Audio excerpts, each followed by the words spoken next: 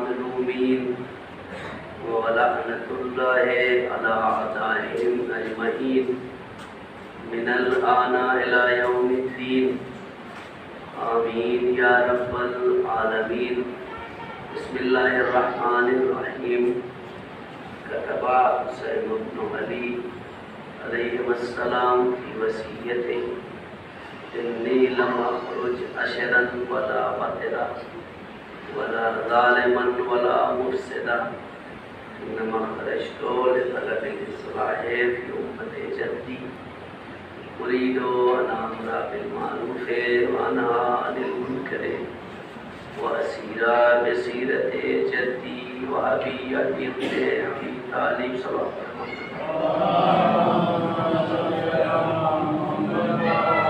محترم سامعین کرام، آج ہمارے سلسلے کی آخری مجلس ہے جس کا عنوان تھا بیان عاشورہ۔ ان میں سے کچھ چیزوں کے بارے میں گفتگو ہو پائی، ابھی اتنی گفتگو باقی ہے کہ کم سے کم 5 برس اس پہ اور پڑھا جائے تو وہ کمپلیٹ بحث ہو پائے۔ جو چیزیں باقی رہ گئی اور جن چیزوں کو بھی ہم نے پڑھا ان میں صرف ہم نے اشارتاً گفتگو کیا اور طولانی بحث نہیں کیا۔ مثلا توحید کی جو بحث ہے خود کم سے کم اس میں ایک اشرہ ہونا چاہیے کہ یہ سمجھ میں توحید کیا ہے۔ توحید افعالی ہے، توحید ذاتی ہے، توحید صفاتی ہے، وہ ساری چیزیں ہیں۔ تو وہ چیزیں پڑھا نہیں کہ وہ کم سے کم خود اس کے لیے ایک اشرہ چاہیے کہ اقسام توحید کی اتنی قسمیں ہیں۔ توحید ذاتی ہے، توحید افعالی ہے، جس کی قسمیں بنتی۔ پہلے جتنا ابھی تک پڑھ چکا اور جس کو برا لگا اسے ہم نے کوئی برا لگنے والی بات پڑھی نہیں، یقین ہے، لیکن پھر بھی ایک اخلاق کی فریضہ ہوتا ہے ہم لوگوں کا کہتے ہیں۔ ہو سکتا ہے کوئی بات کہنے میں سختی سے کہہ دیا ہے، ہم لوگ مذاق میں مدرسے میں کہتے ہیں کہ یار ہم لوگ جناب موسیٰ کی مثل میں کہتے ہیں لوگ کا جناب موسیٰ غصہ بہت آتا تھا، پٹھان جو ہیں تو غصہ بہت آتا ہے، سید بیچارے صابر ہوتے ہیں، صبر کرتے ہیں، سبا اپنے محمد حسین بولے کہ سید کو صبر کرتا ہوں، تو یہ جو شوخی تھی تو جسے پوری کر گئی ہو سکتا ہے کہنے کا انداز بعض جگہ کے اوپر غصے میں رہا ہو، ایسا ہو سکتا ہے، لیکن بات غلط کہیں تھی، بات پوری 110% کہیں کوئی شک و شبہ نہیں، ہمیں اپنی بات پہ پورا یقین ہے، کیونکہ جو باتیں پڑھی وہ قرآن کے سائے کی، حدیث کے سائے کہیں اور کچھ نہیں ہے، اور وہ اسی لیے کربلا کی تاریخ سے مسلسل ریفرنس دیتے رہے ان چیزوں کا، تاکہ وہ چیزیں لفظی نہ رہ جائیں۔ جن لوگوں کو زیادہ امپورٹنٹ کام وہ باہر چلے جائیں بیچارے، بات اور کر لیں، مشکل نہیں ہے، جو بچیں گے وہ سنیں گے بیعت اٹھنے کے بعد۔ آج والی بات جو باہر بیٹھے ہیں وہ بھی سنیں، جو اندر ہیں وہ تو سنیں ہی، تھوڑا سا ہو سکتا ہے پرانی کہ جتنا ابھی تک ہم لکھ چکے تھے اس کو سوچ رہے ہیں کہ آج تھوڑا تھوڑا کر کے کمپلیٹ کر دینا، کہ سارا تھوڑا تھوڑا ایک اشارہ۔ ان میں سے ایک چیز ہے جو بیان کربلا، اچھا آگے ابھی جو کہنے جا رہے ہیں، کیونکہ تھوڑی دیر کے لیے آج عورتیں بھی لپیٹے میں آ سکتی ہیں بیچاری، کیونکہ ان کا والا بھی روکے رکھا تھا ہم نے کہ آخری دن ان کے لیے رہے گا، تو ان کا جو پیغام ہے کربلا سے، ان کے حوالے سے، وہ ان کے لیے بھی ہے۔ تو بھائی سب سے جو ہے وہ آگے جو بات کہیں گے اس کے لیے بھی معذرت، لیکن وہ باتیں ساری حق ہیں جتنی کہیں گے، کیونکہ یہ کربلا کا ایک پیغام ہے جو آپ تک پہنچانا ہے۔ غیرت، کربلا کا ایک میسج یہ ہے، پیغام یہ ہے کہ ہمارے اندر غیرت ہونی چاہیے۔ اب وہی پھر بحث آئے کسی چیز کو آپ صحیح طرح سے تب سمجھیں گے جب اس کی ڈیفینیشن، اس کی تعریف آپ کو پتا ہو۔ بغیر ڈیفینیشن کے کسی چیز کو صحیح سمجھا نہیں جا سکتا۔ مثلا سائنس کی تعریف کیا ہے؟ اس میں کیا ہے؟ سائنس کے اسٹوڈنٹ، آپ سائنس پڑھتے ہیں، سائنس کسے کہتے ہیں؟ ایک جملے میں بتائیے کہ سائنس کیا ہے۔ مصداقی بحث مت کریے، صرف تعریف بتائیے، سائنس کسے کہتے ہیں؟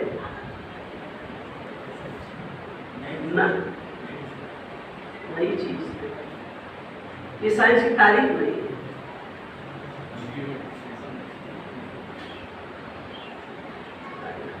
یہ تو عمل ہے، یہ تعریف نہیں۔ ابا کو سمجھانا ہو سائنس کسی کہتے، کیسے سمجھے؟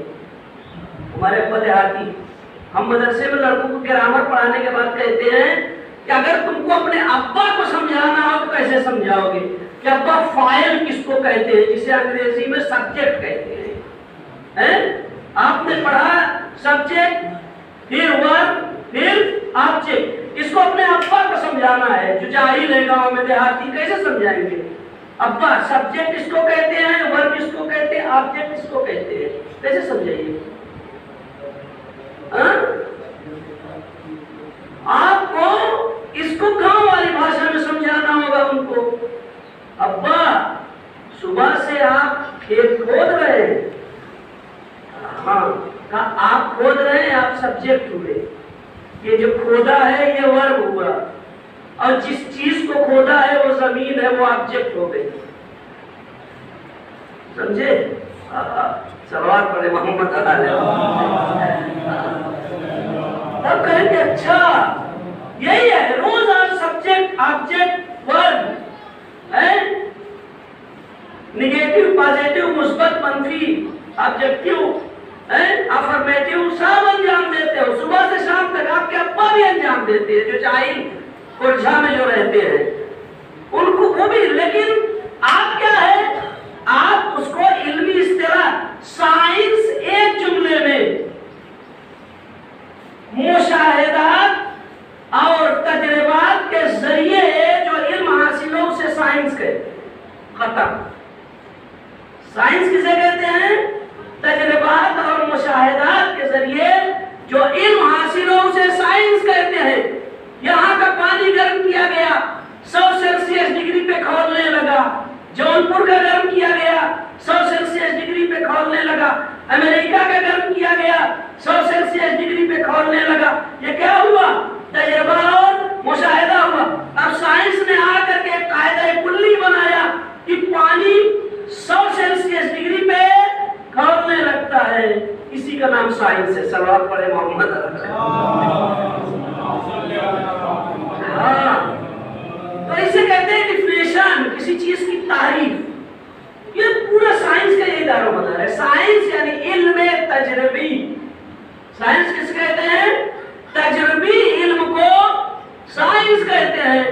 اوپر سے اس نے پھینکا، نیچے کی طرف آیا، اچھالا، تجربہ کیا نا، نیچے آیا، ایک بار پھینکا، 2 بار پھینکا، اس کے دماغ میں اوپر کیوں نہیں جا رہا، نیچے کیوں آ رہا ہے؟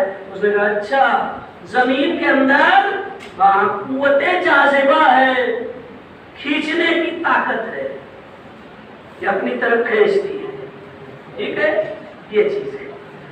چھت کی پہلی منزل سے جھانکیے گا، گرنے کا خطرہ کم ہے، جتنے ہی اوپر چلے جائیے گا۔ سنا ہے کبھی 10ویں منزلے سے بچہ گر گیا؟ کیوں گر گیا؟ اس لیے کہ وہاں سے قوت جاذبہ تیز ہو گئی تھی، ذرا سا سر لٹکایا، کھینچ لیا سٹ سے اس کو۔ پہلے والے طبقے کے اوپر اس کے بدن کا وزن زیادہ تھا، کھینچاؤ کم تھا۔ 50ویں مالے کے اوپر اس کے بدن کا وزن ہلکا پڑ گیا، کھینچاؤ بھاری پڑ گیا۔ ہم بھی سائنس کے بارے میں جانتے ہیں، صلوات پڑھے محمد علیہ۔ تو غیرت کسے کہتے ہیں؟ خلاصہ یہ کہ اصل بحث ہماری یہ تھی کہ غیرت کسے کہتے ہیں، لیکن یہ جو اسٹوڈنٹ سائنس والے اپنی اوقات بھولے رہتے ہیں، اس لیے بعض جگہ کے اوپر اب ان کو ٹچ کرتے ہیں کہ یہ نہ سوچو کہ ہم پرانے زمانے والے مولانا ہیں، ہم اس زمانے کے مولانا ہیں کہ موٹر سائیکل بھی چلانا جانتے ہیں، کار بھی چلانا جانتے ہیں، سر پہ امامہ بھی ہے۔ صلوات پڑھے محمد اور آلہ۔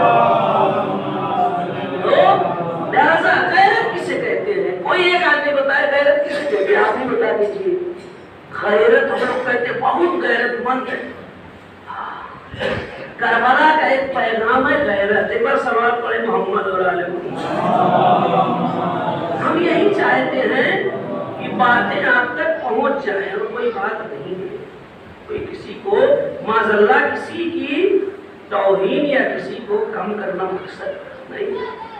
ہم اگر یہ مانتے ہیں کہ فرش اعظم درسگاہ اہل بیت علیہ السلام ہے تو درسگاہ میں ہر چیپٹر پہ گفتگو ہونی چاہیے. اگر بچے کو اسی پاسٹ میں رکھے رہیں, اسے پریزنٹ اور فیوچر نہ بتائیں تو کبھی گرامر اس کی حل نہیں ہوگی. اسے پریزنٹ بھی بتانا ہوگا, اسے فیوچر بھی بتانا ہوگا, ایک ہی جگہ پہ نہیں. تو لہذا درسگاہ کا مطلب یہ یا تو یہ کہتے ہیں کہ صرف سواد کے لیے ہے, بحث سے خارج ہے. لغت میں غیرت کے معنی یہ ہے کہ انسان کی طبیعت اپنی محبوب اور پسندیدہ چیزوں میں دوسرے کی شراکت سے نفرت کرے. آپ نے کبھی دیکھا ہے گاؤں میں کسی کو کہ ان کی جو چارپائی ہے اس پہ کوئی نہیں بیٹھ سکتا؟ دیکھا نہیں؟ بعض لوگ ہیں, ہمیں بھائی آپ کے ابا تو نہیں تھے ہماری والی کار تم نہیں چلا سکتے. بعض لوگ ہیں کہ جیسے وہ گھر میں بھائی ہماری گاڑی موٹر سائیکل کوئی نہیں چھو سکتا. یہ کیوں؟ یہ ان کی پسندیدہ چیز ہے. ایک زمانے میں سائیکل آئی تھی بی ایس اے جس کو کہتے تھے گاؤں والے, وہ سائیکل جو ہے بڑی اچھی ہوتی تھی, بڑی عمدہ ہوتی تھی, بہت ہلکی چلتی تھی. بعض لوگ تھے ان کی وہ محبوب تھی, مثلا ہمارے خالو تھے, ان کی وہ محبوب سائیکل تھے. سعودیہ سے آئے, وہ پتہ نہیں کہاں کس بازار سے گئے, لے کر کے آئے, کسی کو نہیں چلانے دیتے. کوئی اگر مان لے ان کی سائیکل آج کی موٹر سائیکل سے زیادہ قیمتی تھی, چھو نہیں, پرندہ پر نہیں مار سکتا تھا. اسے کیا کہتے ہیں لغت میں؟ اسے کہتے ہیں غیرت. یعنی اپنی محبوب چیز میں کسی دوسرے کو داخل نہ ہونے دینا. یہ بھیا ہماری ہے, اس کو تم نہیں چھو سکتے. یہ موبائل ہمارا ہے, تمہیں چاہیے لے لو اپنا دوسرا. لیکن بعض لوگ ہیں نا, وہ کہتے دیکھو یہ ہمارا ہے, آپ کو چاہیے یہ پیسہ لے لیجیے, چاہے دوسرا, ہم اپنا والا دے دیں گے.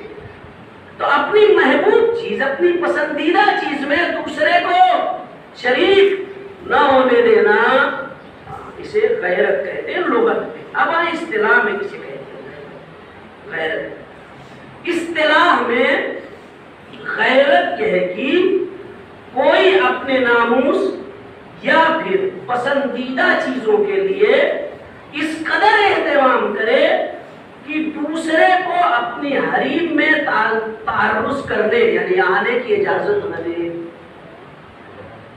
اب یہ غیرت جو ہے دو حصوں میں بٹ جاتی ہے. ایک غیرت خانوادگی ہوتی ہے اور ایک غیرت دینی ہوتی ہے.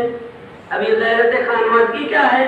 یعنی انسان اس چیز کو برداشت نہ کرے کہ دوسرے ناپاک ارادے سے اس کے گھر کے کسی فرد پر نگاہ کرے.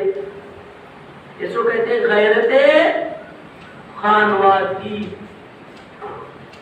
کہ دوسرے ناپاک ارادے سے اس کے گھر کی کسی فرد کے اوپر نگاہ کرے, اسے برداشت نہیں. غیرت دینی کیا ہے؟ غیرت دینی یعنی انسان ہر طرح کے دشمن کے سوء قصد کے مقابلے میں کھڑا ہو جائے اور اسے برداشت نہ کرے. مثلا دشمن ہماری آزاداری سے سوء استفادہ کرنا چاہتا ہے, مقابلے میں ڈٹ جائیں. دشمن ہم البتہ یہ ہے کہ یہ فتویٰ ہے, ہم یہ نہیں کہتے کہ نہیں اس فتوے کو آپ مانیے, جو اس کا مقلد ہے وہ. لیکن اگر دشمن ہمارے ایک عمل کو دنیا کے سامنے اس عنوان سے پیش کر رہا ہے کہ دیکھو یہ وحشی قوم ہے, دیکھو یہ درندہ قوم, تو دنیا کے سارے لوگ تو ہمارے پاس نہیں آ رہے ہیں نا کہ حقائق کو سنیں. اب وہ پتہ چلا ہم سے بدگمان ہو گئے, بڑے عجیب لوگ ہیں, چھوٹے چھوٹے بچوں کو ان کا سر کاٹ دیتے ہیں، انہیں کیا پتا کہ یہ محبت میں کاٹ رہے ہیں۔ دشمن کیا کر رہا ہے؟ ہمارے اس عمل سے مس یوز کر رہا ہے، سوء استفادہ کر رہا ہے، لوگوں کو ہم سے دور کرنے کے لیے۔ خامنہ صاحب نے اسی لیے فتویٰ دیا، کہا دشمن چونکہ ہمارے اس عمل کا مس یوز کر رہا ہے لہذا حرام ہے۔ ہم یہ نہیں کہتے کہ آپ اس کو مانیں یا نہ مانیں، کیونکہ فتوے کا مسئلہ ہے، جو جس کے آپ مقلد ہیں اس کی تقلید کریں، لیکن ہم اس ریزن کو بیان کر رہے ہیں کہ دشمن آپ کی جس چیز سے سوء استفادہ کرنے لگے آپ اس کا مقابلہ کریں۔ غیرت دینی کا مطلب یہ ہوتا ہے۔ اب آئیے پھر غیرت کے اوپر حدیث امام علی علیہ السلام کہتے ہیں کہ پر صلوات پڑھیں محمد کہتے ہیں ان اللہ یحب من عبادہ الغیور، خداوند عالم اپنے بندوں میں سے غیرت مند کو دوست رکھتا ہے۔ سمجھ رہے ہیں؟ اب وہ ساری چیزیں تو آ رہی نا ذہن میں کہ غیرت کسے کہتے ہیں، غیرت مند کو دوست رکھتا ہے۔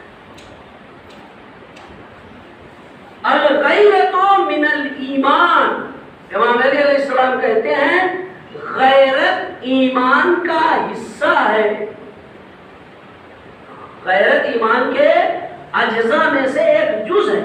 اگر 10 چیزیں مل کر کے کسی کا ایمان کامل کرتی ہیں کہ 10 چیزیں ملیں گی تب ایک انسان کا ایمان مکمل ہوگا، تو ان میں سے ایک چیز غیرت ہے کہ اگر کوئی غیرت مند نہیں ہے تو اس کا ایمان کامل نہیں ہو سکتا ہے۔ غیرت مند ضروری، غیرت دینی بھی اس کے پاس ہونی چاہیے اور غیرت خانوادگی یعنی فیملی والی بھی غیرت اس کے پاس ہونی چاہیے، دونوں غیرتیں اس کے پاس ہونی چاہیے۔ امام علی علیہ السلام کہتے ہیں انسان کی اہمیت اس کے ہمت کے برابر ہے، جو جتنا ہمتی ہوگا اس کی اتنی زیادہ اہمیت ہوگی۔ پھر امام کہتے ہیں اس کا صدق اس کی جوان مردی کے برابر ہے، اتنا جوان مرد ہوگا، جوان مرد یعنی کئی کے اوپر 100 لوگ، لیکن جو بات ہے اس بات کو کہنے سے گریز نہ کرے، سوچ حالات نہیں ہے نہیں کچھ۔ اس کی شجاعت، یہ جملہ بہت ہی دقیق ہے۔ اہل بیت علیہ السلام خاندان بنی ہاشم اتنا شجاع کیوں تھا؟ امام دیکھیے جو بتا رہے ہیں آپ اس سے تطبیق کریے۔ کہتے ہیں انسان کی شجاعت اس کی پاک دامنی کے برابر ہے، جو جتنا زیادہ پاک دامن ہوگا اتنا ہی زیادہ شجاع ہوگا، اتنا ہی زیادہ بہادر ہوگا۔ اب سمجھ میں آیا کہ یہ چہاردہ معصومین اور ان کے خانوادے کے لوگ اتنے شجاع کیوں تھے؟ اس کی وجہ یہ تھی کہ یہ پاک دامن تھے، اور اہل بیت تو اتنے پاک دامن تھے کہ خدا نے ان کی پاک دامنی کا اعلان قرآن میں کر دیا، ان تک اجازت آئی۔ تو آپ اگر چاہتے ہیں کہ آپ شجاع بنے تو پاک دامن بنے، پاک دامن بنتے جائیں گے شجاعت آتی جائے گی۔ بھائی آپ نے اگر خود یا ہم نے اگر خود ایک غلطی کیا ہے تو یہ بتائیے انصاف سے کہ ہم اس غلطی پہ دوسرے کو ٹوک کیسے سکتے ہیں؟ تبھی کہہ پائیں گے کہ جب ایک ہمارے نزدیکی تھے، وہ بھائی دوستی ہماری تھی کہ سلام دعا تھی، اچھے تعلقات، لیکن وہ تھوڑا ماہر تھے اپنے دشمنوں کو ستانے کے۔ تو ہم نے ایک دن ان سے کہا یار فلاں کی زمین جو لیا ہے نا ٹھیک کام نہیں کیا، تو معلوم ہے انہوں نے سے پلٹ کے کیا، تم کہہ رہے تو سن لے رہے، کوئی دوسرا کہتا تو بتاتے ہیں۔ ہم سے یہ جملہ کہا، انہوں نے آیا یعنی کسی کی ہمت نہیں تھی بولے، کیونکہ ڈرتے تھے وہ۔ ہم نے کہا کہ یار وہ غلط کام کیا ہے، بالکل جائز نہیں۔ تم کہہ رہے ہو اس لیے سن لے، ہاں صحیح کہہ رہے ہو کہ ہم نے غلط کیا ہے، قبول کیا، کہا صحیح کہہ رہے ہو کہ ہم نے غلط کیا، اس کی زمین کو لے لیا، لیکن ہمارا دشمن ہے، ہم بھی جہاں موقع پا رہے بدلا لیں گے۔ ہم نے وہ ٹھیک ہے لیکن یہ طریقہ ٹھیک نہیں ہے جو ہمیں کہنا تھا وہ، لیکن جواب جو ہمیں ملا یہی ملا۔ اگر ہم نے خود کیا ہوتا تو وہی والا جواب ہمیں ملتا. تو اس لیے شجاعت آپ کے اندر تب آئے گی کہ آپ اپنے دوست کو ٹوک سکتے ہیں غلط بات پر، کہ جب آپ اس کام کو خود نہ کر رہے ہو نہیں تو کہاں سے ٹوک پائیں گے. تو امام کہہ رہے ہیں کہ انسان کی شجاعت اس کے پاک دامنی کے برابر ہے. جتنا پاک دامن ہوگا اتنا ہی بہادر ہوگا. پھر کہتے ہیں اس کی عفت اس کی غیرت کے برابر ہے. جتنا غیرت مند ہوگا اتنا ہی پاک دامن ہوگا. جتنا غیرت مند ہوگا اتنا ہی پاک دامن ہوگا. اب غیرت والی تعریف بار بار ریپیٹ نہیں کریں گے، نہیں بہت اچھا ہے کہ صلوات پڑھیں محمد والے. اب آئیں آہستہ آہستہ لا رہے ہیں ایک بار تو اور صلوات پڑھیں محمد والے.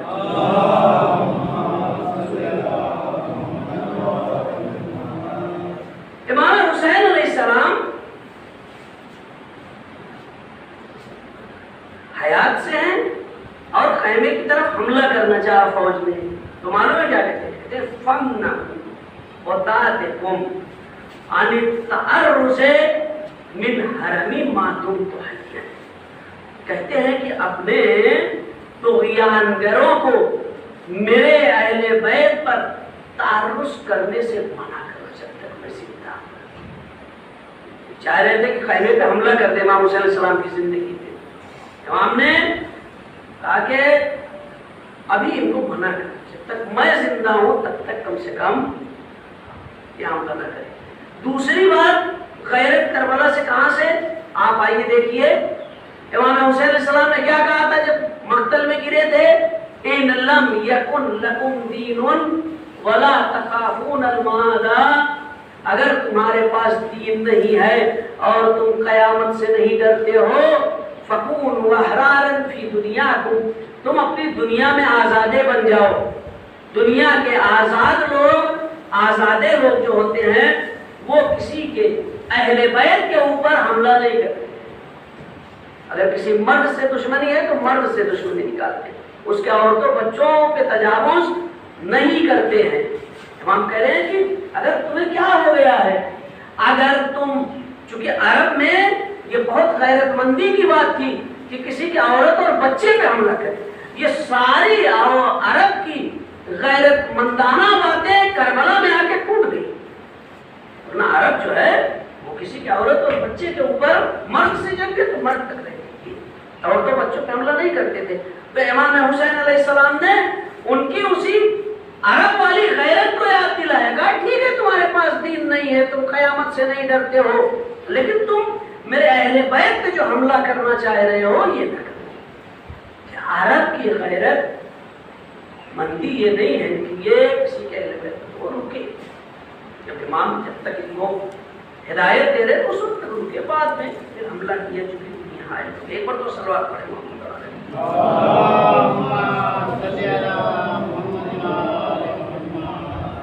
ایک بار تو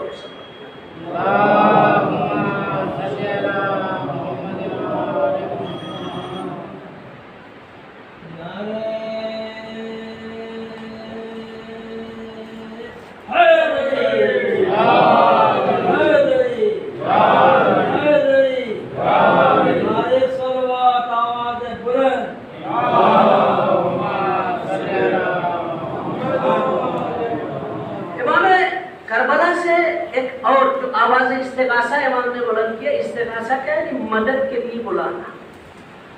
کربلا کا ایک میسج اور پیغام یہ ہے کہ اگر کوئی مدد کے لیے آپ کو بلا رہا ہے اور وہ حق پہ ہے تو آپ اس کی مدد کے لیے پہنچے، اس کی مدد کریں. امام کہتے ہیں کہ من سمع رجلا، حدیث کہہ رہی من سمع رجلا ینادی یا للمسلمین فلم یجبہ فلیس بمسلم. حدیث کہتی ہے جو سنے کہ کوئی انسان مدد کے لیے بلا رہا ہے یہ کہہ کر کے یا للمسلمین، اے مسلمانوں مدد کے لیے آؤ، اور یہ شخص اس کی مدد نہ کرے، فلیس بمسلم، یہ انسان مسلمان نہیں ہے. اگر کوئی اسے مدد کے لیے بلا رہا ہے اور یہ مدد کو نہیں جا رہا ہے. اب سوچیں کہ کربلا میں کیا ہو رہا تھا. امام حسین علیہ السلام کہتے تھے حل من ناصر ینصرنا حل من مغیث یغیثنا. کوئی ہے جو میری مدد کرے, لیکن کوئی نہیں آ رہا تھا. فلیسا بمسلم. دوسری جگہ پہ امام کہتے ہیں من سمع داعیا, کہتے ہیں کہ من سمع وعیتنا او رعا سوادنا فلم یجبنا ولم یغثنا کان حقا علی اللہ عز وجل ان یکبہ علی منخریہ فی النار. جو میرے دعوت کو سنے, جو میرے خیمے کی سیاہی کو دیکھے, وہ جو خیمے تھے وہ سیاہ لگے ہوتے تھے, اور اس کے بعد بھی میری مدد کے لیے نہ آئے, کہ میری دعوت کو سنے اور میری مدد کے لیے نہ آئے, میرے بلاوے کو سنے میری مدد کے لیے نہ آئے, میرا خیمہ اس کی نگاہوں کے سامنے ہے میری مدد کے لیے نہ آئے, کہتے ہیں کہ اللہ کے اوپر حق یہ ہے کہ اسے منہ کے بل جہنم ملا. یہ کربلا سے امام حسین علیہ السلام. اب یہاں کے اوپر علماء آگے بحث کرتے ہیں, کہتے ہیں جو امام کا یہ نعرہ تھا, ایک تو یہ ظاہری تھی آواز استغاثہ کہ آؤ مجھے بچا لو. بعض کہتے ہیں کہ یہ مجھے بچانا مقصد نہیں تھا, امام اصل میں دین بچانے گئے تھے. تو امام کی جو یہ استغاثہ ہے, یعنی امام یہ کہہ رہے ہیں کہ کون دین بچانے میں میری مدد کرے گا. تو علماء کہتے ہیں کہ یہ امام کی آواز استغاثہ یہ ایک زمانے کے لیے نہیں ہے کہ بس روز عاشور ختم ہو گئی. کہتے ہیں امام اپنی جان بچانے کے لیے استغاثہ نہیں کر رہے تھے, امام پہلے دن سے یہ کہہ رہے تھے دین بچانے جا رہا ہوں, دین بچانے جا رہا ہوں. تو کہتے ہیں کہ امام کی اس استغاثہ کا مطلب یہ ہے کہ امام یہ کہہ رہے تھے کہ کون ہے جو دین بچانے میں میری مدد کرے. کہتے ہیں کہ یہ دین کا بچانا صرف وہیں تک نہیں ہے, جس زمانے میں بھی دین پہ خطرہ لاحق ہو اس زمانے کے لیے امام نے کہا ہے کہ آ کر کے مدد کرو, تم میرے ساتھی بن جاؤ. جس زمانے میں بھی دین کے کسی حکم کے اوپر خطرہ مٹ رہا, آپ دین کی مدد کے لیے آئے. تو ایک زمانے کے لیے نہیں ہے. حدیث کہتی ہے کہ جب بھی کوئی استغاثہ کرے, لہذا آج اگر امام حسین علیہ السلام کے ہم استغاثے کو سن رہے ہیں تو یعنی امام کربلا سے ہمیں آج بھی بلا رہے ہیں کہ تم آؤ دین کے بچانے میں ہماری مدد کرو.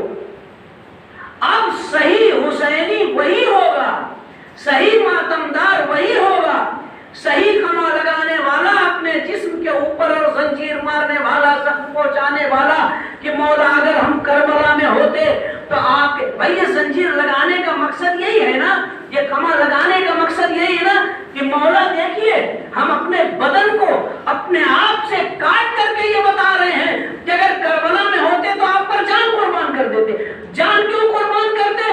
اس لیے کہ دین بچانا تھا. تو یہ کیسے ممکن ہے کہ ایک کما لگانے والا کما تو لگائے لیکن نماز سے غافل ہو جائے؟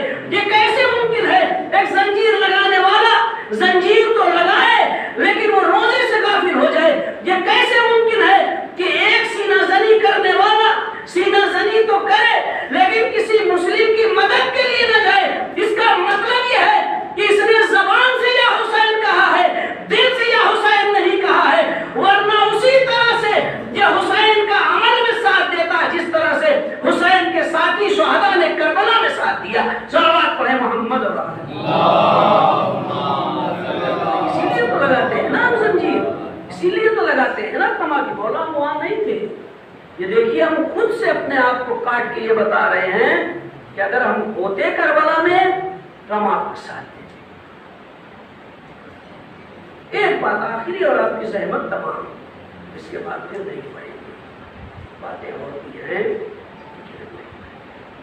ایک بات اور سمجھ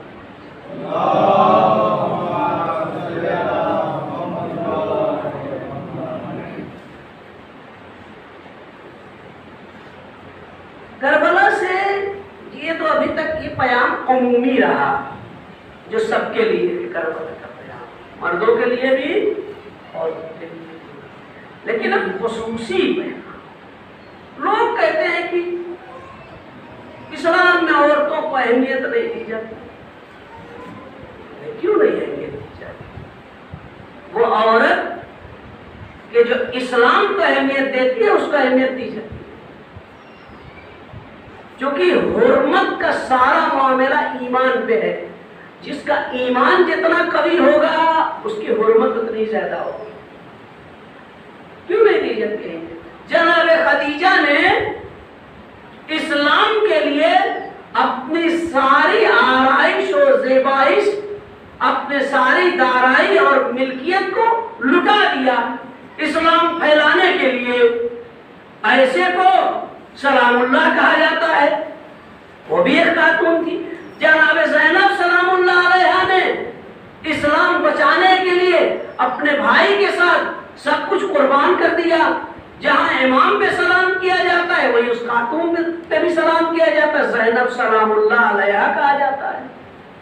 تو ایسا نہیں کہ اسلام نے اہمیت دی، لیکن شرط یہ ہے کہ وہ فرامین اسلام پہ عمل کرے۔ جہاد میں بھی عورتوں نے شرکت کیا کربلا میں۔ اب یہاں کے اوپر ایک چیز جو سب سے اہم اور بنیادی ہے خواتین کے حوالے سے، مسئلہ حجاب و عفاف ہے۔ ایک جگہ کے اوپر قافلہ رکا، ایک رسول اللہ کا صحابی آیا، اس نے کہا جناب سکینہ سے ہم رسول اللہ کے صحابی ہیں، ہمارا یہ نام ہے، کہا ایک کام کر سکتے ہو، کوئی ہمارے لئے خدمت ہو تو بتائیے، خاموشی سے چپکے سے۔ جناب سکینہ نے کہا اگر ایک کام کر سکو تو کر۔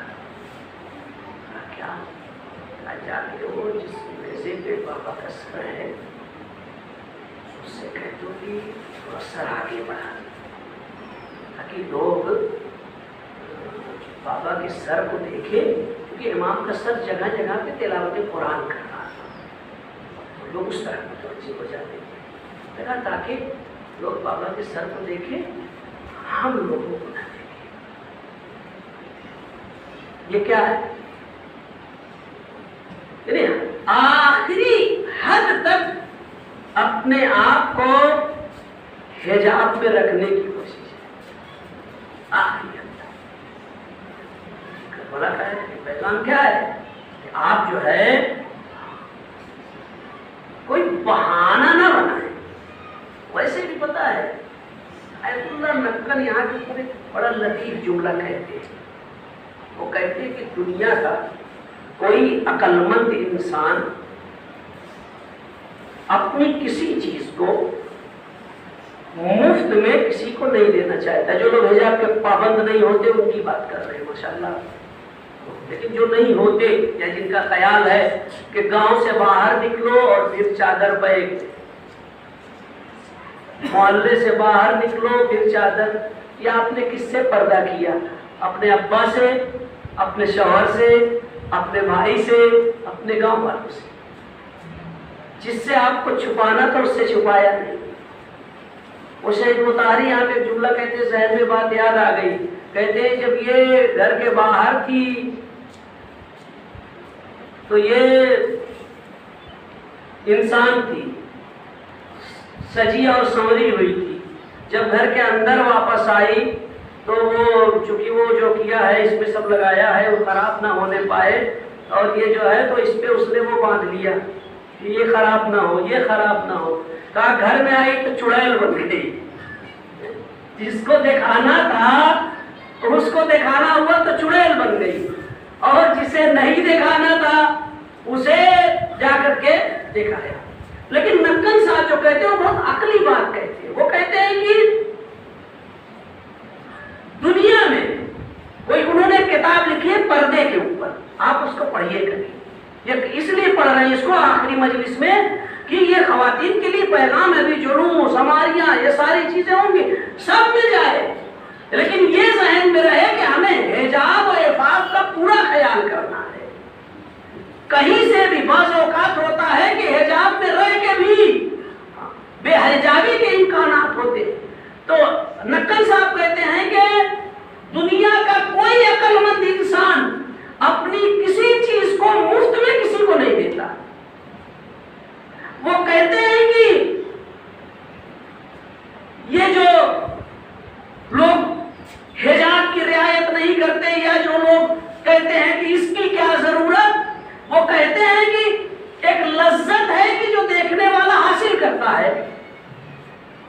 لذت ہے کہ جو دیکھنے والا حاصل کرتا ہے، اور عقل مند انسان اپنی کسی چیز کو مفت میں نہیں دیتا۔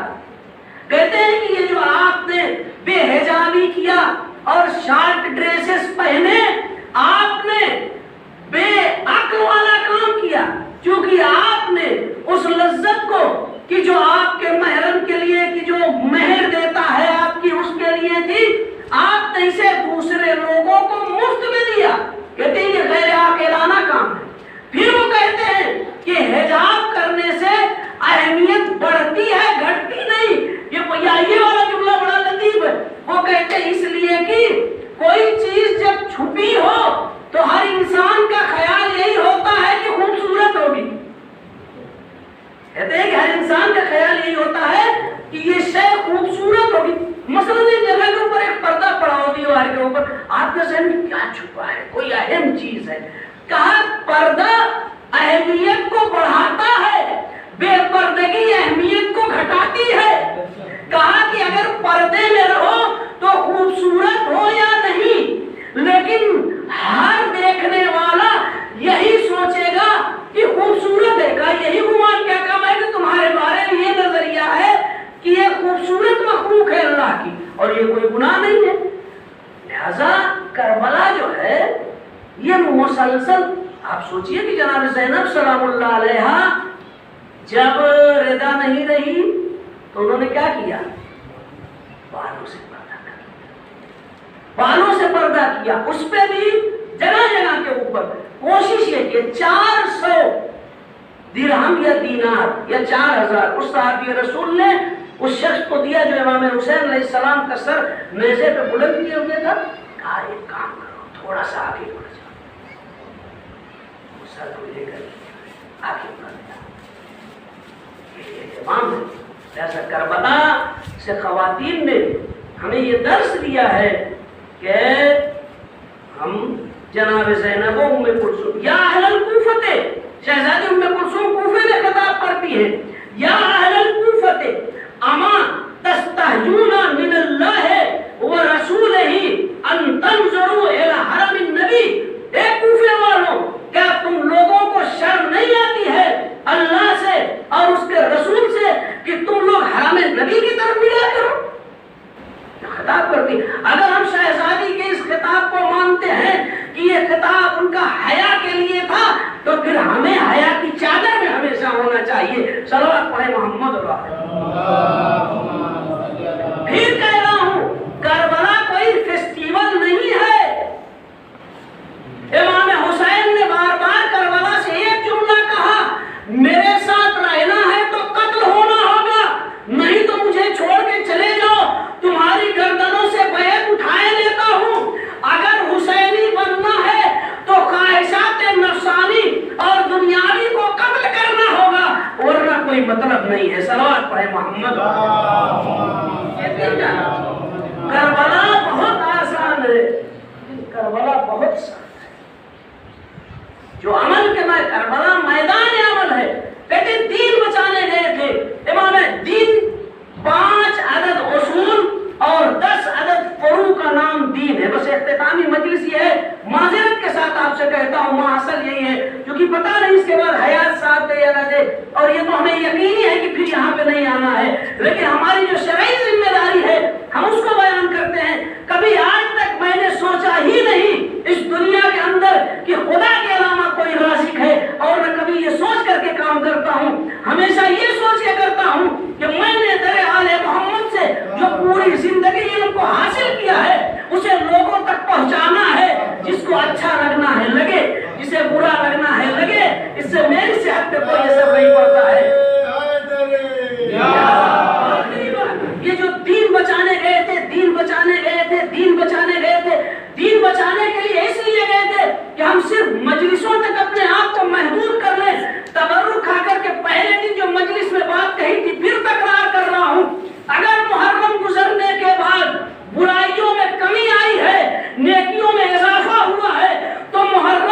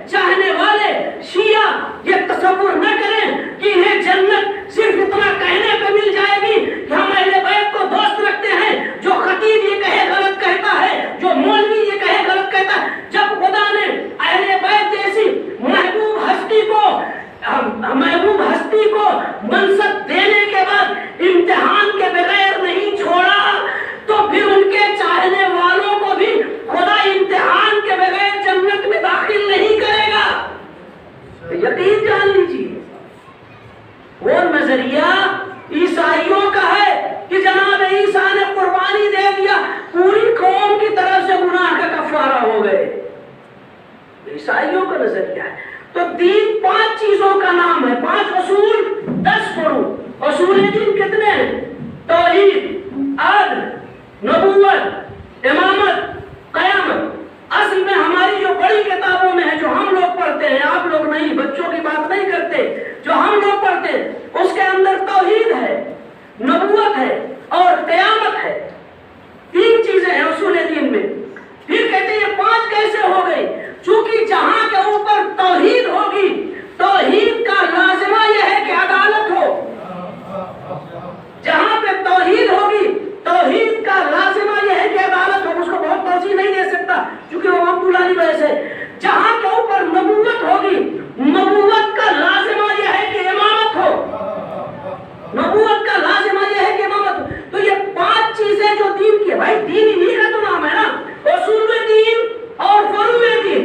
دین اسی کا نام ہے. آپ بار بار کہتے ہو، وہ خواجہ معین الدین چشتی کا شعر پڑھتے ہو، شاہ است حسین، بادشاہ است حسین، دین است حسین، دین پناہ است حسین، حقہ کی بنا لا الہ است حسین. حسین دین ہے، حسین دین پناہ ہے. یہی تو کہتے ہیں نا کہ حسین دین کو پناہ دینے والے ہیں. تو جو دین ہے اس میں اصول دین 5. توحید ماننا ہے کہ خدا ایک ہے، عمل نہیں کرنا ہے، ماننا ہے خدا ایک ہے. یہ ماننا ہے کہ خدا عادل ہے. اس نے اگر ہم کو کم پیسہ دیا اور کسی کو زیادہ پیسہ دیا تو یہ نہیں کہنا ہے کہ اللہ نے بے عدالتی کیا ہے. نہیں، اللہ نے عدالت سے کام لیا ہے، بے عدالتی نہیں کیا ہے. اگر یہ ذہن میں تصور آ گیا کہ اللہ نے بے عدالتی کیا ہے تو یعنی توحید پہ ہمارا عقیدہ نہیں ہے، اللہ کی عدالت کو ہم نہیں مان رہے ہیں. لہذا توحید کو ماننا ہے، عدالت کو ماننا ہے، نبوت کو ماننا ہے کہ وہ اللہ ہمارے پاس آ نہیں سکتا، اس کے احکامات ہیں تو اس نے اپنے احکامات کو اپنے انبیاء کے ذریعے ہم تک بھیجا ہے. انبیاء کی خلقت کا مقصد یہ تھا کہ خدا بند عالم ایک موٹر سائیکل بنانے والا گائیڈ لائن دیتا ہے. جس نے اس پوری کائنات کو بنایا، جس نے اس انسان کو بنایا، وہ اس انسان کو بغیر کسی گائیڈ لائن کے چھوڑ دے، آزاد چھوڑ دے، اسے ویسی جانور بنا دے. اس لیے اس نے انبیاء کو بھیجا تاکہ اس انسان کی گاڑی کے لیے گائیڈ لائن ہو، کہ اس گائیڈ لائن پہ انسان کی گاڑی چلے. اس لیے انبیاء کو بھیجا.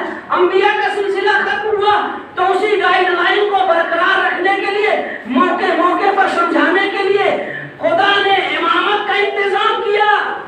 اور وہ امامت ابھی بھی پردے غیب میں ہے. امامت کا انتظام کیا. تو ہمیں نبوت کو ماننا ہے، ہمیں امامت کو ماننا ہے، ہمیں قیامت کو ماننا ہے کہ قیامت ہے. لیکن یہ اصول دین ماننے والی چیز ہے. اب آ جائیے فروع دین پہ. نماز ہمیں ماننا نہیں ہے، نماز ہمیں پڑھنا ہے. روزہ ہمیں ماننا نہیں ہے، روزہ ہمیں رکھنا ہے. حج ہمیں ماننا نہیں ہے، استطاعت ہو جائے تو حج کرنا ہے. زکوٰۃ ہمیں ماننا نہیں ہے، اگر زکوٰۃ پر مال ہمارے پاس ہو جائے تو زکوٰۃ ہمیں دینا ہے. خمس ہمیں ماننا نہیں ہے، اگر خمس کی رقم ہمارے پاس اتنی ہو جائے کہ سال کے خرچ سے بچ جائے پیسہ تو خمس ہمیں دینا ہے. جہاد ہمیں ماننا نہیں ہے، ضرورت پڑنے پر کربلا والوں کی طرح جہاد کرنا ہے. جب دین خطرے میں آ جائے، جہاد ہمیں ماننا نہیں ہے، جہاد ہمیں کرنا ہے. امر بالمعروف ہمیں ماننا نہیں ہے، اچھائی کا حکم دینا اور برائی سے روکنا. اچھائی کا حکم دینا اور برائی سے روکنا یہ ہمیں انجام دینا ہے. اپنے گھر سے شروع کریں گے، اپنے خاندان پہ لاگو کریں گے، اپنے گاؤں میں بتائیں گے. جب اس سے فرصت پا جائیں گے تو علاقے تک پھیلائیں گے. علاقے تک جب فرصت پا گئے تو پورے قریے میں لے کر کے جائیں گے. یہ ہمیں کرنا ہے امر بالمعروف. تو میرے عزیزوں، کربلا میں امام حسین علیہ السلام نے جا کر کے توحید کا بھی پیغام دیا کہ ہم نے توحید کو بچایا. کیوں؟ اس لیے کہ امام نے کیا کہا؟ انی توکلت والیہ انیب، میں نے اللہ پہ بھروسہ کیا ہے، اسی کی طرف پلٹ کے جانا ہے. یہ پیغام توحید دیا کہ توحید کو ہم مانتے ہیں. لوگوں کو اللہ کی کتاب اور سنت نبی کی طرف دعوت دے کر کے بتایا کہ دیکھو ہم امر بالمعروف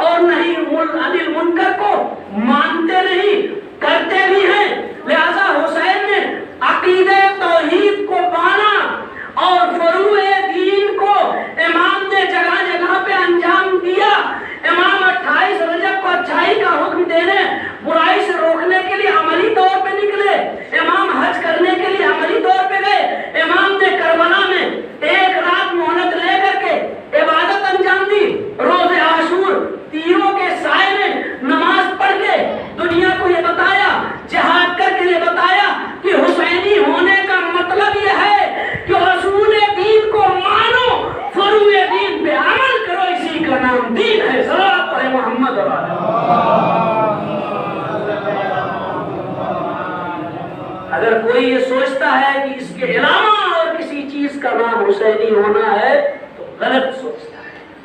حسینی ہونے کا مطلب یہ ہے کہ اصول دین کو مانے، فروع دین پہ عمل کرے۔ امام حسین کی ساری کوششیں، نمازیں تو پڑھی جا رہی تھیں، لیکن وہ نمازیں پڑھی جا رہی تھیں جو برائیوں سے نہیں روک رہی۔ امام حسین علیہ السلام نے نماز پڑھ کے بتایا تینوں کے سائے میں، دیکھو اس طرح نماز پڑھو جو تمہیں برائیوں سے روک دے۔ اس لیے مان کر بنا ہے، اس کے لیے بڑی بڑی قربانیاں۔ 9 محرم آ جائے، ابن زیاد کا حکم آیا، چونکہ امام حسین علیہ السلام عمر سعد کے ساتھ 2-3 دفعہ گفتگو کر چکے تھے، اور امام نے یہ پیشنہاد رکھی تھی کہ ایسا ہے کہ جب تم لوگ نہیں مانتے ہو، مجھے دعوت دیا ہے تو مجھے جانے دو، میں مدینے چلا جاتا ہوں واپس۔ عمر سعد نے نامہ لکھا ابن زیاد کو کہ ایسا ایسا حسین پیشکش کر رہے ہیں، تو ابن زیاد نے وہاں سے شمر کے ذریعے نامہ بھیجا۔ 9 محرم آ کے عمر سعد یہ نامہ پہنچتے ہی تو حسین پہ حملہ کر دے، اور اگر حملہ نہیں کرتا ہے تو فوج کی سپہ سالاری شمار، چونکہ فوج کی کمانڈری کی بات تھی، عمر سعد نے حملہ کرنے کی تیاری کر دیا۔ فوج کو آتے ہوئے جیسے ہی امام حسین علیہ السلام نے دیکھا، اپنے شیر کے بھائی عباس کو بلایا، کہ عباس جاؤ ان سے پوچھو کیا ارادہ ہے۔ کہا یہ جنگ کرنا چاہتے ہیں۔ کہا اچھا جاؤ ان سے کہہ دو 1 رات کی مہلت دے دیں۔ اللہ کو عباس کسے کہتے ہیں؟ جس کو مدینے سے لے کر کے کربلا تک صرف ایک جملہ کہا گیا، ابھی جنگ کا وقت ہے۔ تاریخ کہتی ہے کہ جب جناب امام حسن علیہ السلام کے جنازے پہ تیروں کی بارش ہوئی تو جناب عباس نے تلوار نکال لیا تھا حملہ کرنے کے لیے۔ امام حسین علیہ السلام نے یہ کہہ کے روکا تھا، اے عباس ابھی تلوار کا وقت نہیں ہے، رکھ لیا تھا تلوار، کربلا آ گئی ہے۔ اللہ اکبر، خدا کسی غم میں نہ رکائے سوائے مظلوم کربلا کے۔ کربلا میں بھی جناب عباس نے یہ وہ شجاع ہے کہ جسے کربلا کے لیے ذخیرہ تو کیا گیا تھا، لیکن یہ کربلا میں اپنی شجاعت کے جوہر نہ دکھا سکا۔ اللہ اکبر، جناب عباس کہے اجازت دیا، 1 شب کی مہلت دیا، پوری شب عبادت دی اصحاب حسین علیہ السلام۔ اللہ اکبر، کتنے شجاع تھے جناب عباس۔ معلوم ہے ابھی کچھ دیر پہلے روایت میں پڑھ رہے تھے تو ایک روایت یہ ملی کہ جو مال و اسباب لوٹے گئے تھے امام حسین علیہ السلام کے، وہ یزید کے سامنے پیش کیے گئے، تو اس میں یہ تھا کہ وہ علم کی جو جناب عباس کے ہاتھوں میں تھا، اس علم کے کو بھی پیش کیا گیا۔ جب یزید نے اس علم کو بغور دیکھا تو وہ علم کوئی ایسی جگہ نہیں تھی جہاں کے اوپر تیر و تلوار اور نیزے کا نشان نہ ہو، ہر جگہ کے اوپر اس علم پہ کچھ نہ کچھ زخم تھا لگا ہوا، لیکن اس نے دیکھا ایک جگہ ایسی تھی کہ جہاں کے اوپر کوئی زخم نہیں تھا۔ اس نے پوچھا کہ یہ بتاؤ یہ علم کس کے پاس تھا کربلا پہ؟ کہا یہ حسین کے بھائی عباس کے پاس تھا۔ اس کے بعد اس نے لوگوں کو مخاطب کر کے کہا اس علم کی طرف دیکھو جہاں پہ عباس نے علم کو پکڑا ہوا تھا، حسین کا یہ بھائی، وہاں کے اوپر کوئی زخم نہیں ہے، سینے فرس سے زخمی ہوئی ہے۔ اللہ، ابھی روایت پڑھ رہے تھے، اس میں ملا کہ ایک خطیب نے خواب میں دیکھا شہزادی دو عالم کو، کہا کہ تو میری زیارت، میرے بیٹے عباس کی زیارت کو نہیں جاتا ہے؟ کہا نہیں جاتے ہیں زیارت کو، وہ کم جاتے تھے، 1 ہفتے میں مثلاً ایک دن چلیں گے جناب عباس کی زیارت کو۔ کہا نہیں تو میرے بیٹے کی زیارت کو کم جاتا ہے۔ آپ کے بیٹے کی زیارت کو جاتے ہیں؟ کہا نہیں میں یہ نہیں کہہ رہی ہوں کہ میرے بیٹے حسین کی زیارت، میرے بیٹی عباس کی زیارت پر نہیں جاتے. اللہ اکبر, کتنا مرتبہ ہے جناب عباس کا. امام سجاد علیہ السلام جناب عباس کی تعریف میں کہتے ہیں میرے چچا عباس نافذ البصیرہ تھے. اللہ اکبر. جناب عباس جسے علی نے کربلا کے لیے ذخیرہ کر رکھا تھا, حسین لاش پہ پہنچے, قریب پہنچے, آنکھ سے خون کو صاف کیا. جناب عباس نے بھائی کے چہرے کی زیارت کیا. بعض لوگ کہتے ہیں کہ جب جناب عباس نے امام کے چہرے کی زیارت کر لیا تو حسین نے ایک خواہش کیا. سنا ہے میں نے, پڑھا نہیں ہے اس بات. کہتے وہ کیا خواہش تھی؟ کہا اے عباس, جب سے تم پیدا ہوئے ہو تم نے مجھے آقا کہا ہے, کبھی تم نے بھائی نہیں کہا. ایک مرتبہ بھائی کہے.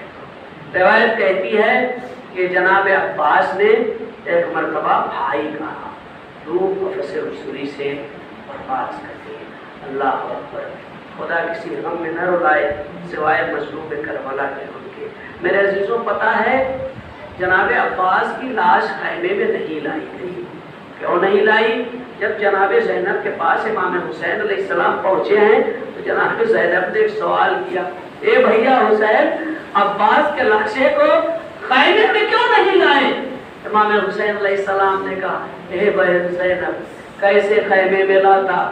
عباس کی لاش کے ٹکڑے ٹکڑے کر دیے گئے تھے. اللہ اکبر. اس قمر بنی ہاشم کے اوپر کتنا ناز تھا خاندان اہل بیت کو. بس ایک روایت اور زحمت تمام. روایت کہتی ہے کہ جب مدینے میں یہ خبر پہنچی کہ امام حسین علیہ السلام کو شہید کر دیا گیا ہے تو جناب ام البنین بیتاب ہو گئی اور بیتاب ہو کر کے کہنے لگی, اے علی, کیا عباس کو اسی دن کے لیے پالا تھا؟ یہ کربلا میں حسین کے کام نہ آیا. اے عباس, میں تجھے معاف نہ کروں گی. لیکن راوی کہتا ہے جیسے ہی جناب ام البنین نے یہ چیخ ماری, ایک مرتبہ اس کہنے والے نے کہا, عباس کو کچھ نہ کہیے, جب تک عباس کے بازو سلامت تھے اس وقت تک خیام حسینی تک آج نہ آنے پائی. ارے جو مصیبتیں خیام حسینی تک آئی وہ عباس کے بازو قلم ہونے کے بعد آئی. روایت کہتی ہے کہ جب امام علی علیہ السلام نے جناب زینب کو یہ خبر دیا تھا, اے زینب, تمہاری چادر چھین لی جائے گی تو جناب زینب نے اس وقت ایک جملہ کہا تھا, کیا جس کے عباس جیسا بھائی ہو اس کے سر سے رضا چھین لی جائے گی. تو امام علی نے جناب زینب سے کہا تھا, اے زینب, جب تمہاری رضا چھینی جائے گی عباس کے بازو سلامت نہ ہوں گے, وہ نہر کے کنارے شانے کٹا کے سو چکا ہوگا. وَسَيَعْلَمُ الَّذِينَ ظَلَمُوا أَيَّ مُنقَلِبٍ يَنقَلِبُونَ إِنَّا لِلَّهِ وَإِنَّا إِلَيْهِ رَاجِعُونَ. ماتم حسین.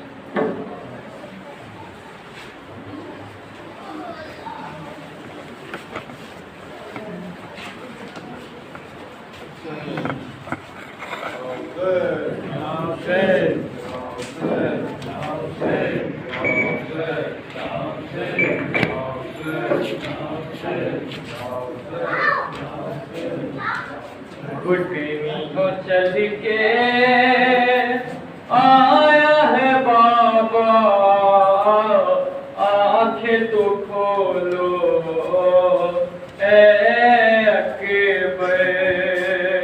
گھٹنی کو چل کر آیا ہے بابا, آنکھیں تو کھولو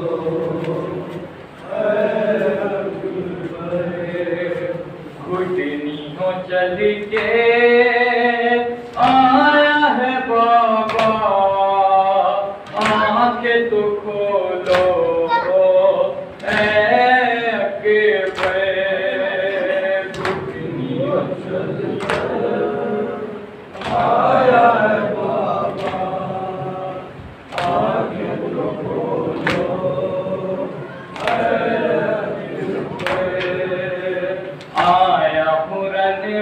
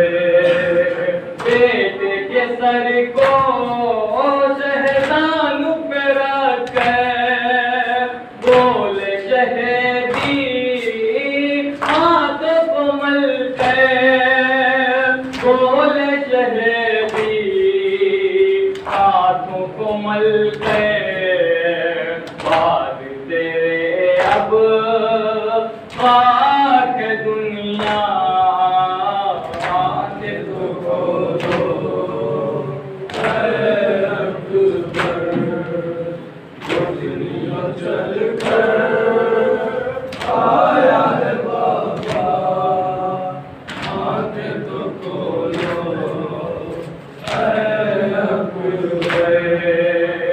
سینے میں برچھی ٹوٹ چکی ہے، زندگی میری روٹ چکی ہے، زندگی میری ٹوٹ چکی ہے۔ ابن انس نے برچھی مارا، آنکھیں تو کھولو اے اکبر۔ دنیا چل کر آیا ہے بابا، آنکھیں تو کھولو اے اکبر۔ سینے پہ میرے زخم ہے گہرا، دے دو اے بابا اکبر کو سہارا، دے دو اے بابا اکبر کو سہارا۔ آنکھیں تو کھولو آیا ہے بابا، آنکھیں تو کھولو اے اکبر۔ دنیا چل کر آیا ہے بابا، آنکھیں تو کھولو اے اکبر۔ السلام